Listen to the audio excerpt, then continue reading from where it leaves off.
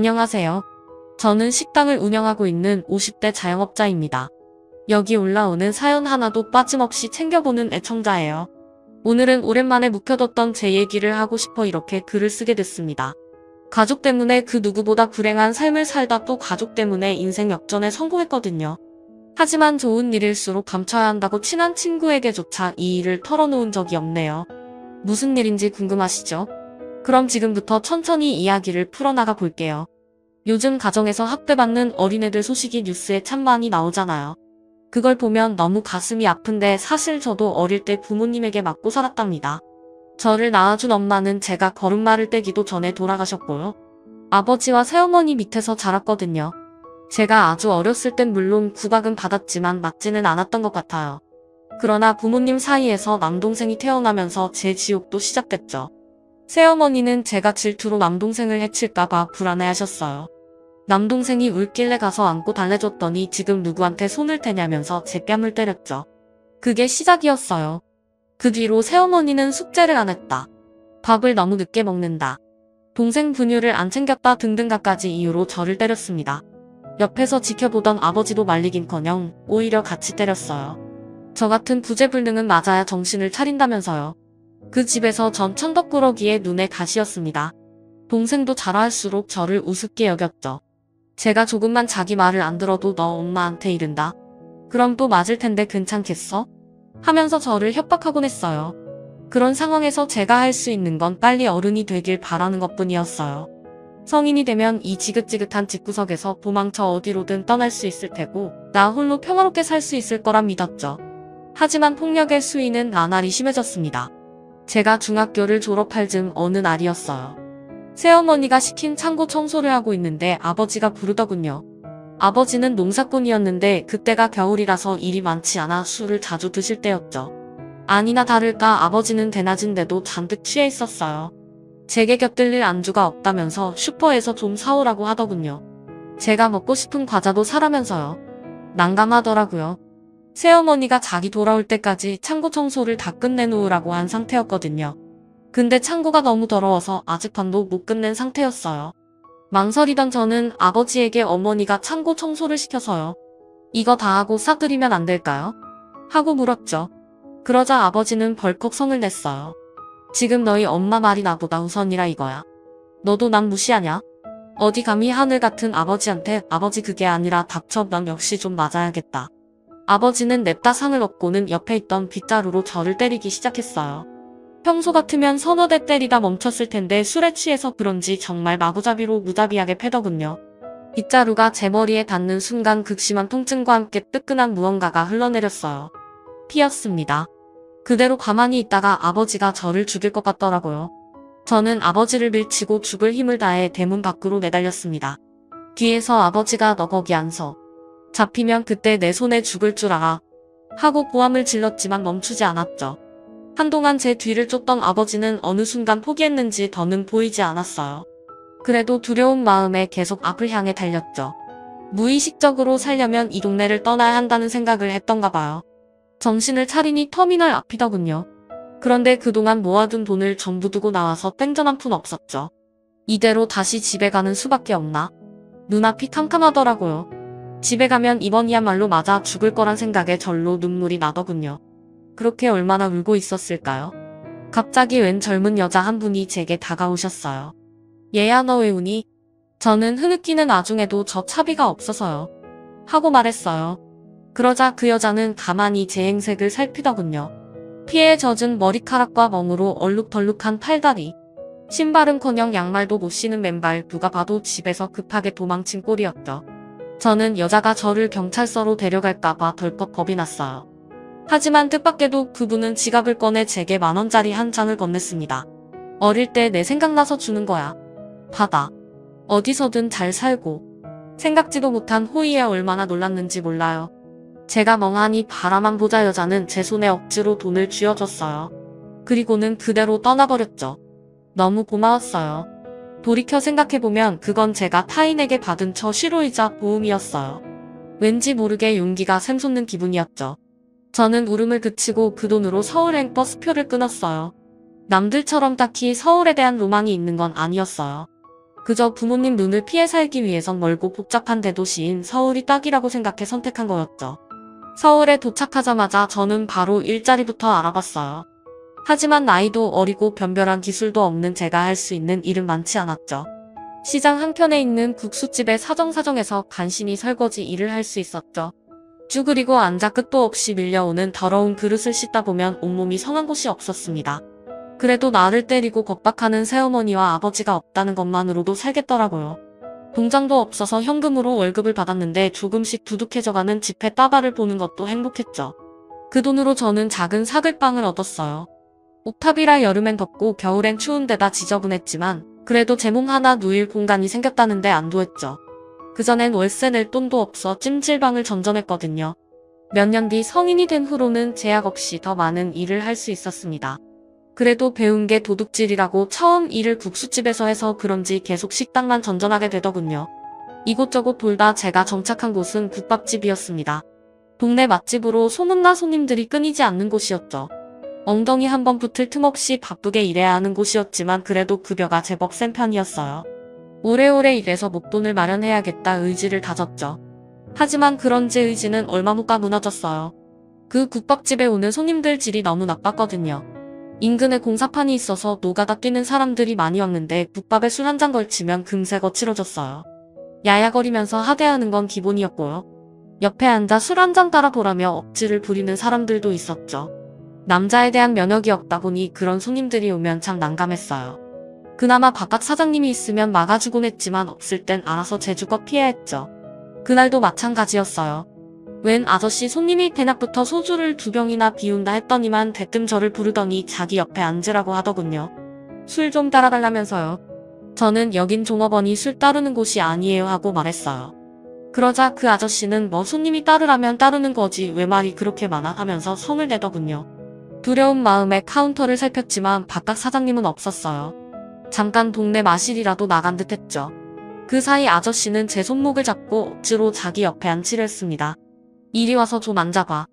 오빠가 용돈 주면 되잖아. 이러지 마세요. 참 더럽게 비싸게 구네. 남자 손 한 번 못 잡아본 여자처럼 왜 이래? 왈칵 눈물이 쏟아지려던 때였어요. 갑자기 뒤에서 웬 남자가 그만 좀 하시죠 하고 끼어들었습니다. 마치 구세주 같았죠. 누군가 했더니 혼자 와서 조용히 식사를 하고 있던 젊은 남자 손님이었어요. 여자 나오는 술집도 아닌데 왜 여기서 이렇게 추태를 부려요? 성추행범으로 경찰에 신고하기 전에 그냥 조용히 그 손 놓으세요. 남자의 말에 아저씨는 화가 난 것 같았어요. 저를 밀쳐버리고는 그대로 남자에게 달려가 멱살을 잡더군요.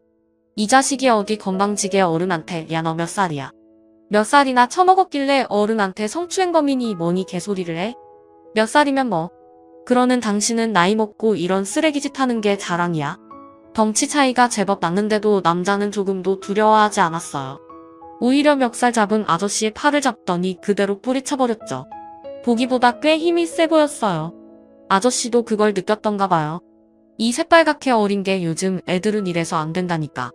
에이, 술맛 타버렸네. 혼자 욕을 하며 우왕좌왕 하더니만 그대로 가게 밖을 나가버렸어요. 누가 봐도 도망친 거였죠. 그제야 안심이 되면서 다리에 힘이 풀리더라고요. 그대로 주저앉으려는 저를 남자가 달려와 부축해줬습니다. 아가씨, 괜찮아요? 어디 다쳤어요? 아니요. 그냥 좀 놀라서. 구해주셔서 감사합니다. 이 은혜를 어떻게 갚아야 할지. 은혜는 무슨 누군가로서 당연히 해야 할 일을 한 거죠. 그래도 도와주셨는데. 전 그러면 앞으로 국밥에 고기 좀 많이 넣어주세요. 자주 올 테니까. 남자는 천연덕스럽게 말하며 씩 웃었어요. 그 얼굴을 보는데 갑자기 심장이 두근거리기 시작했어요. 아까 놀랐을 때와는 좀 다른 나쁘지 않은 두근거림이었죠. 그 뒤로 남자는 종종 가게로 찾아왔어요. 공사판에서 일하는 사람 같아 보이진 않았는데 아니나 다를까 인근 무역회사 직원이라고 하더군요. 무역회사라니 잘 모르지만 멋진 일을 하는 것 같아요. 대단하시네요. 대단하긴요. 아직 실수투성이라 맨날 혼나기만 하는걸요. 사교성이 없어서 밥도 맨날 혼자 먹고요. 실제로 남자는 회사 동료들과 올 때보다 혼자 올 때가 더 많았어요. 사람들과 함께하는 게 서툴다고 하더군요. 참 의외였죠. 저랑은 대화를 너무 잘하셔서 전혀 그렇게 안 보여요. 아, 그건 그러니까. 별 생각 없이 한 말인데 남자는 엄청 당황하더라고요. 귓볼까지 새빨개져서 말을 채있지 못하더니 갑자기 뜻밖의 말을 하더군요. 이상하게 수키씨랑 같이 있는 건 편해요. 대화도 잘 통하고 얘기도 잘 들어주고. 그래서 자꾸 오게 되네요. 여기 오면 수키씨가 있으니까요. 이번엔 제가 당황하게 되더라고요. 남자의 말이 마치 고백같이 느껴졌거든요. 뭐라고 대답을 해야 하나 망설이는데 갑자기 남자가 제게 무언가를 내밀더군요. 영화표였어요. 전에 수키씨가 영화관에서 영화 본 적 없다고 한 게 생각나서요. 괜찮으면 쉬는 날 같이 보러 가지 않을래요? 얼떨결에 영화표를 받아들자 남자는 자리에서 벌떡 일어났어요. 그리고는 그럼 내일 또 올게요. 인사하더니 도망치듯 사라져버렸습니다. 그 뒷모습을 보는데 저도 모르게 웃음이 나더라고요. 그때 알았어요. 제가 그 남자를 좋아하게 됐다는 걸요. 제 첫사랑이었죠. 함께 영화를 본 뒤 저희는 둥둥 만났어요. 딱히 누가 먼저 사귀자고 한 건 아니지만 어느 연인들이 그렇듯 자연스럽게 스킨십도 하게 됐죠. 그와 함께하는 모든 시간이 다 봄날 같았어요. 따뜻하고 설레고 화사했죠. 그렇게 만난 지 2년쯤 됐을까요? 어느덧 제가 살고 있던 사글방 계약 기간이 만료됐죠. 연장을 해야 하나 아니면 아예 새 집을 구해야 하나 고민하는데 남자친구가 그러더군요. 자기 집으로 들어오라고요. 뜻밖의 제안에 얼마나 당황했는지 몰라요. 같이 살자고? 동거를 하자는 거야? 제 말에 남자친구는 어이없다는 듯이 피부섰어요. 아니, 동거는 무슨 결혼하자는 거지. 그러더니만 품 안에서 무언가를 꺼내 제게 내밀더군요. 작은 금반지였어요. 10년 뒤엔 꼭 다이아몬드로 해줄게. 능력 없는 놈이라 미안해. 그 소박한 프로포즈에 울컥 눈물이 났죠. 사실 남자친구네 집안도 그렇게 넉넉한 형편이 아니었거든요. 아버지가 어릴 때 돌아가신 뒤로 어머니 혼자 남자친구와 여동생을 힘들게 키우셨대요. 남자친구가 성인이 된 뒤로는 어머니의 뒤를 이어 줄곧 가장 노릇을 말이죠. 그 반지도 남자친구가 얼마나 돈을 아끼고 아껴 샀을지 그 모습이 눈에 선하게 그려지더군요. 남들은 볼품없다 할지 몰라도 제겐 다이아몬드 반지보다 값진 보석이었죠. 왜 자꾸 울기만 해? 거절하려는 거야? 제가 자꾸 울기만 하자 남자친구가 농담을 했어요. 저는 얼른 고개를 가로저었습니다. 아니야, 거절할 리가. 나도 결혼하고 싶어.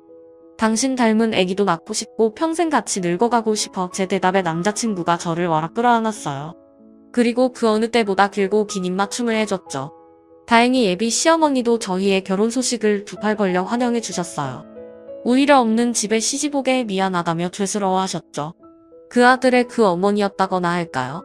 그로부터 몇 달 뒤 저와 남자친구는 혼인신고를 했고요. 정식으로 부부 사이가 됐습니다. 결혼식은 고민 끝에 생략했어요. 부모님과 연을 끊은 지 오래였고 연락할 만큼 친하게 지내던 일가 친척이 있는 것도 아니었으니까요. 다 잊은 줄 알았는데 부모님 생각만 해도 온몸이 욱신욱신거리며 맞고 살았던 기억이 떠오르더군요. 차라리 고아로 사는 게 낫지 평생 연락하지 않겠다 한 번 더 다짐했죠. 남자친구와 예비 시어머니도 그런 제 뜻을 이해해줬어요. 참 감사했죠. 결혼 생활은 행복했어요. 남편 월급날 삼겹살 구워 먹는 게 최고 특식인 소박한 삶이었지만 그래도 혼자가 아닌 둘이기에 외롭지 않았죠.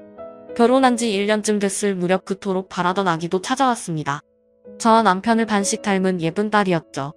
제가 부모가 돼서일까요? 그 뒤로 종종 돌아가신 엄마 생각이 나더라고요. 덩달아 저를 학대하던 아버지와 새어머니도 떠올랐죠. 그러던 어느 날이었어요. 양반은 못 된다더니 어느 날 불쑥 새어머니에게서 연락이 왔습니다. 충격적인 소식과 함께였죠. 네 애비 죽었다. 그래도 딸인데 창례식 정도는 참석해야 하지 않겠니? 바로 내려올 수 있으면 내려오거라. 얼마나 놀랐는지 몰라요. 교통사고로 갑작스럽게 세상을 떠났다 하더군요. 우리 미운 정밖에 안 남은 아버지라지만 마지막 가는 길마저 외면하기는 힘들었어요. 결국 저는 남편과 함께 부랴부랴 고향으로 내려갔습니다. 장례식장에서 아버지의 영정사진을 보는데 참 섭섭하더라고요. 한평생 나를 때리고 구박한 죽이고 싶을 만큼 끔찍했던 인간이 막상 이렇게 죽어버리니 기분이 이상했죠. 울기 시원하지도 그렇다고 눈물이 날 만큼 슬프지도 않았습니다. 아무것도 모르는 사람들은 아버지가 죽었는데 눈물 한 방울 안 흘린다면서 뒤에서 수군대더군요. 저는 있을 이유가 없다 싶어 그대로 식장 밖을 나가려고 했어요. 그런데 새어머니가 저를 붙잡더라고요. 몰랐는데 자세히 살펴보니 새어머니도 많이 늙었더군요. 머리는 새치가 가득했고 체구도 기억보다 훨씬 작고 구부정했어요. 왜 이런 여자를 그토록 무서워했던 건지 시간이 참 많이 흐르긴 흘렀구나 싶더라고요. 저를 붙잡은 새어머니는 한동안 아무 말도 하지 않았어요. 견디다 못해 할 말 없으면 그냥 가보겠다고 하니 그제 입을 열더군요. 너 혹시 돈 좀 있니? 만나자마자 돈 얘기를 하니 기가 막히더군요. 갑자기 무슨 돈이요? 저는 앙칼찌게 되물었어요. 그러자 새어머니는 조심스럽게 아버지 얘기를 꺼내더군요. 네 아버지 말년에 농사 다 말아먹고 빚을 얼마나 많이 졌는지 아니? 본인 앞으로 빚진 것도 모자라서 내 앞으로도 끝없이 빚을 졌다. 그걸 갚아야 하지 않겠니? 제가 이 집이랑 연을 끊은 지가 언젠데 갚으려면 제가 아니라 당신 아들이 갚아야죠. 남동생 얘기가 나오자 새어머니의 얼굴이 하얗게 질렸어요. 승철이 이제 겨우 중학생이야. 그 어린 게 무슨 빚을 갚아? 그럼 그쪽이 갚든가요? 어쨌든 전 돈 없어요. 너 정말 네가 나 싫어하는 건 안다. 그치만 너도 이제 어엿한 어른인데 책임감 있게 살아야 하지 않겠니? 나라고 너한테 이런 얘기를 꺼내는 게 쉬웠는 줄 알아. 개벌은 남 못 준다고 새어머니는 또 저를 향해 언성을 높이기 시작했어요. 금방이라도 때릴 것처럼 말이죠. 더는 상대하고 싶지 않아서 그대로 자리에서 일어섰습니다. 기다려. 아직 얘기 안 끝났어. 새어머니는 다급하게 그런 저를 붙잡아 왔어요. 진절머리가 나서 새어머니의 팔을 잡은 채 그대로 밀쳐버렸습니다. 또 때리기만 해요? 그럼 그땐 경찰서로 가서 당신이 어릴 때 나한테 했던 짓 다 얘기할 거니까. 자. 협박 아닌 협박에 새어머니는 놀란 눈치였어요. 그러다 감정이 북받쳤는지 갑자기 울기 시작하더군요. 그럼 나더러 어쩌란 거니? 너희 아버지가 남긴 빚은 한정포기인지 뭔지 해서 없을 수 있다는데 그 망할 인간이 내 앞으로도 돈을 빌려놨단 말이야. 그 빚만 1억이 넘어 그 큰 돈을 평생 집에서 살림만 했던 내가 무슨 수로 갚겠어? 응. 새어머니가 우는 걸 보는 건 처음이었어요. 지난 세월 탓인지 한층 더 늙고 초라해 보이더군요. 제가 마음이 약해진 걸 알았는지 새어머니가 제 발치에 매달려 왔어요. 이 애미 좀 한 번만 살려주거라. 하필이면 돈도 사채업자한테 빌려서 한 달 이자만 몇백이야. 주변에 돈을 하도 빌려대서 이제 더는 빌릴 곳도 없고 당장 승철이 급식비도 없어서 얘가 학교에서 굶고 있다. 저는 지갑을 꺼내 지폐 몇 장을 새어머니 손에 쥐어줬어요. 이 정도가 제 최선이에요. 더는 연락하지 마세요. 저는 도망치듯 그곳을 빠져나와 서울로 올라왔어요. 하지만 그 뒤로 새어머니는 끈질기게 제게 연락해 도와달라 했습니다. 그냥 우는 소리로만 넘길 수가 없는 게 아버지가 돈을 빌린 대부업체가 그 지역에서 꽤 지 나쁘기로 소문난 곳이었어요. 당장 돈을 안 갚으면 죽여버리겠다면서 동생이 보는 앞에서 새어머니에게 칼을 휘둘렀다더군요. 급기야 동생까지 제게 전화해 제발 살려달라고 밀더라고요. 누나, 내가 잘못했어. 어릴 때 아무것도 모르고 누나 괴롭혀서 미안해.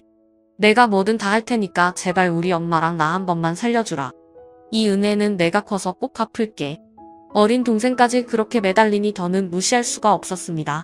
남편과 시어머니 역시 할 수 있는 만큼만 도와주자고 하더군요.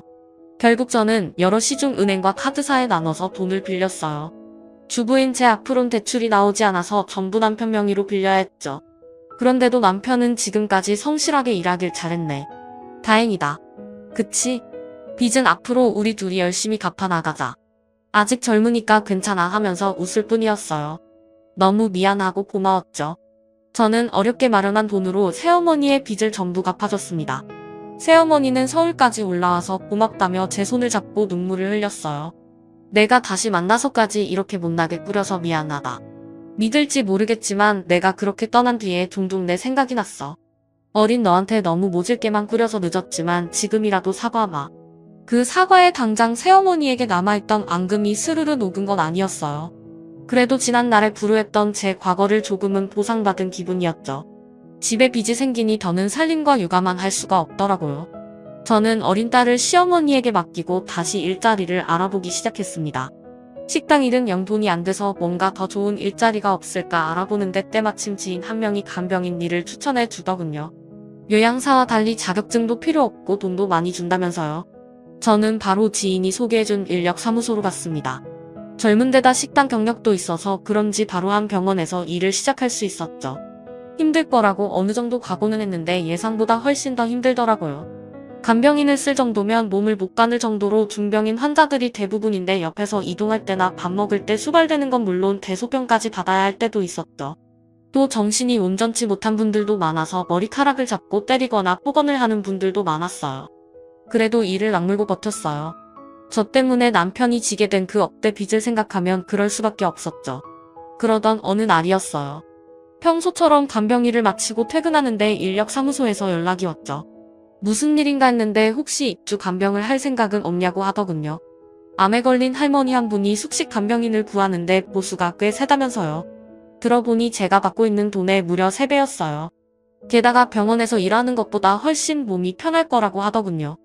하지만 아무래도 딸과 남편만 두고 그 집에 들어가 살아야 한다는 게 마음에 걸렸어요. 제가 망설이자 사무소 사장님은 끈질기게 설득했습니다. 아유, 가난말기라서 어차피 얼마 못 사실 거야. 뭐 길어야 6개월, 어차피 단기니까 잘 생각해봐. 그 할머니가 좀 성미가 까탈스러워서 일 잘하는 사람이 필요한데 거기서 계속 수키 씨를 원하네. 저를 원한다고요? 저를 어떻게 알고요? 소문을 들었나 보지. 수키 씨 나름 이 동네에서 일 잘한다고 유명하잖아. 알겠어요.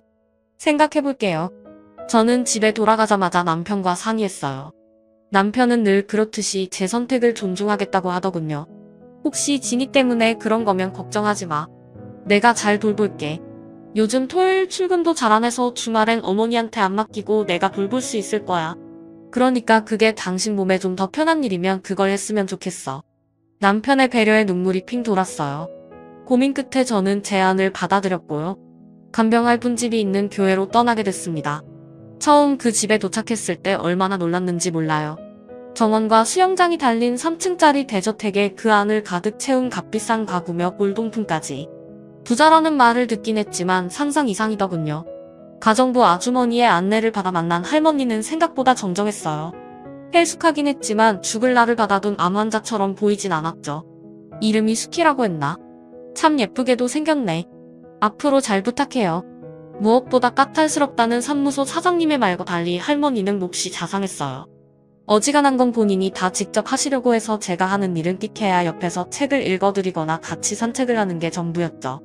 너무 편하게 돈을 번다는 생각에 죄책감이 들 정도였어요. 안 되겠다 싶어 가정부 아주머니를 도와 집안일이라도 하려고 했죠.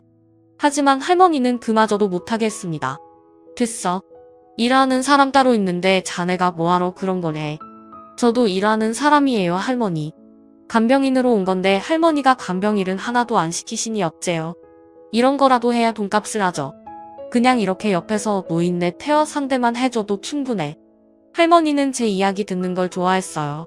딱히 이야기꾼은 아니라 그저 제 남편이나 딸 얘기를 늘어놓는 게 고작이었지만 그것만으로도 좋아하셨죠. 또 어쩌다 홍삼이나 고기 같은 귀한 선물이 들어오면 전부 제게 줬어요. 자긴 이제 늙어서 필요 없다고 전화 먹으라면서요. 그런 할머니의 호의에 저도 점점 마음이 열렸습니다. 단순히 일적으로 만난 환자가 아니라 오래전부터 알고 지낸 이웃집 할머니처럼 느껴지더라고요. 그런데 그게 집에 가끔 들려낸 할머니의 친척들 눈엔 보기 좋지 않았나 봐요.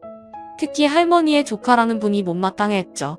아니 입주 간병인이면 돈도 많이 받을 텐데 일 좀 해요. 보면 허구한 날 고모랑 앉아서 수다나 떨고 있네.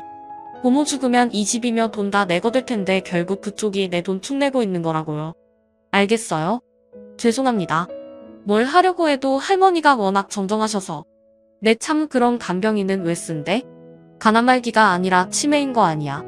건장한 남자가 외압적으로 나오니 무서운 건 둘째치고 할머니에게 막말하는 게 좀 그렇더라고요. 저도 모르게 욱하는 마음에 아프신 분한테 말 좀 가려서 하세요 하고 쏘아붙이고 말았죠. 그러자 조카는 울컥 화를 냈어요. 뭐야? 간병인 주제에 너 지금 말 다 했어. 누구한테 감히 훈계질이야? 소란이 일자 위층에 있던 할머니에게도 들렸던가 봐요. 아래층까지 내려와 무슨 일이냐고 묻더군요. 그러자 조카는 불쌍한 표정을 지으며 말도 안 되는 거짓말을 하기 시작했어요. 이 사람이 볼 때마다 일은 안 하고 놀고 있길래 한마디 했더니 그게 못마땅했나 봐요. 막 욕을 하면서 무슨 상관이냐고 하네요. 제가 언제 그랬어요? 고모 앞이라고 바로 꼬리 내리는 거 봐요. 참나. 이 사람 계속 써야 해요. 그냥 다른 간병인으로 바꾸죠. 저는 할머니가 당연히 하나뿐인 조카 편을 들 거라고 생각했어요. 하지만 할머니는 내가 수키를 본 지가 고작 한 달밖에 안 됐지만 그런 말을 할 애가 아니라는 것쯤은 안다. 내가 먼저 말도 안 되는 시비를 걸었겠지. 하면서 오히려 조카를 나무라더군요. 지금 나 말고 저 어디서 불러먹다 왔는지도 모를 간병인 말을 믿는 거예요. 네. 시끄러워. 이 노인네 암 환자인 거 잊었냐? 더는 귀찮게 굴지 말고 용돈 받았으면 얼른 너희 집에 나가. 그 나이 먹고 언제까지 백수로만 지낼 거야. 앞으로는 국물도 없다. 할머니는 그대로 조카를 쫓아내버렸어요. 그리고는 제게 놀랐겠다고 방에 들어가 쉬라고 하더군요. 감격스러운 한편 의아하기도 했어요. 왜 이렇게 저를 좋게 봐주시나 해서요. 그 수수께끼는 곧 풀렸습니다. 어느 비 오는 날 할머니 팔다리를 주물러드리고 있을 때였어요. 문득 할머니가 저를 보더니 우리 딸도 이렇게 비 오는 날마다 내 팔다리를 주물려줬지 하더라고요. 따님 생각이 나는가 보다 싶어서 따님 보고 싶으세요? 전화라도 해보실래요? 하고 말을 걸었죠. 그랬더니 돌아온 대답은 충격적이었어요. 죽었어. 하나밖에 없는 딸년이었는데 정말 얼마나 놀랐는지 몰랐어요. 너무 죄송하더라고요. 제가 괜한 얘기를. 죄송해요. 할머니. 벌써 오래전 일인걸? 괜찮아. 할머니는 제 얼굴을 물거러미 보더니만 다시 입을 열었어요. 자네를 보면 자꾸 내 딸이 생각이 나.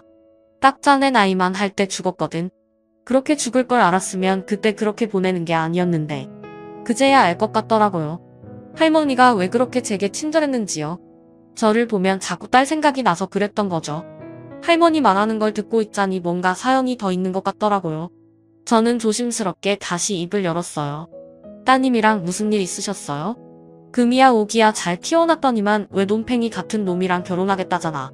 나랑 남편이 반대하니까 그 길로 집을 나가버렸지.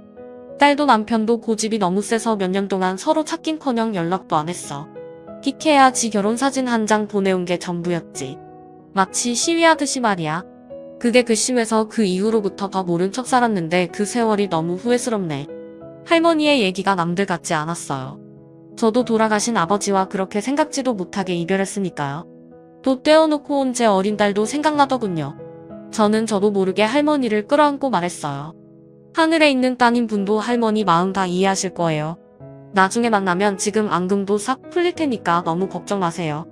모녀 사이란 게 다 그렇잖아요. 제 위로가 통했던 걸까요? 할머니는 걸걸 웃으셨어요. 그래 어차피 살 날도 얼마 안 남았으니 딸도 금방 만나겠지. 아이고 그런 뜻으로 말씀드린 건 아니에요. 그래도 오래오래 사셔야죠. 그렇게 말해주니 고마워 제할밖에 없네. 저는 할머니가 오래 살길 바랬어요. 하지만 제 바람과 달리 겨울이 오면서부터 할머니의 건강은 급격하게 나빠졌습니다. 결국 다시 병원 중환자실로 가야만 했죠. 저는 그곳까지 따라가 할머니 곁을 지켰어요. 그 연세에 항암 치료도 더는 힘들어서 그저 편하게 눈을 감길 기도하는 수밖에 없었죠. 그렇게 일주일쯤 지났을까요? 정신이 좀 맑아지셨는지 할머니가 몸을 일으켜 앉으셨어요. 그리고는 제게 말하더군요. 자네, 나 죽으면 내 서랍 안에 좀 정리해줘. 뜬금없는 부탁에 저는 어리둥절했어요. 서랍이요? 아, 서재 책상에 붙어있는 작은 서랍 있잖아. 그 열쇠는 내가 늘 침대 베개 맡에 넣어두니까 나중에 나 죽거들랑 가서 열어봐. 그럼 그 안에 사진이 한 장 있을 텐데 그걸 내 납골당에 좀 놔줬으면 좋겠어. 네, 그렇게 할게요. 걱정 마세요. 무슨 사진인지 궁금했지만 더는 묻지 않았어요. 할머니의 얼굴이 꽤 쓸쓸해 보이는 게 뭔가 사연이 있겠다 싶었거든요. 그리고 그날 새벽 할머니는 잠이 들 듯 편안하게 눈을 감으셨어요. 고작 3개월 남짓 함께했을 뿐이지만 그새 정이 많이 들었던가 봐요. 마치 친할머니가 돌아가신 것처럼 눈물이 나더군요. 장례까지 지르고 집에 돌아와 제 짐을 정리하는데 문득 할머니의 마지막 유언이 생각났죠. 죽으면 서랍 안을 정리해달라고. 그리고 거기 있는 사진 한 장을 납골당에 가져다 달라고 했던 게 말이죠. 저는 부랴부랴 서재로 올라갔어요. 그리고 열쇠로 잠겨있던 서랍을 열었습니다.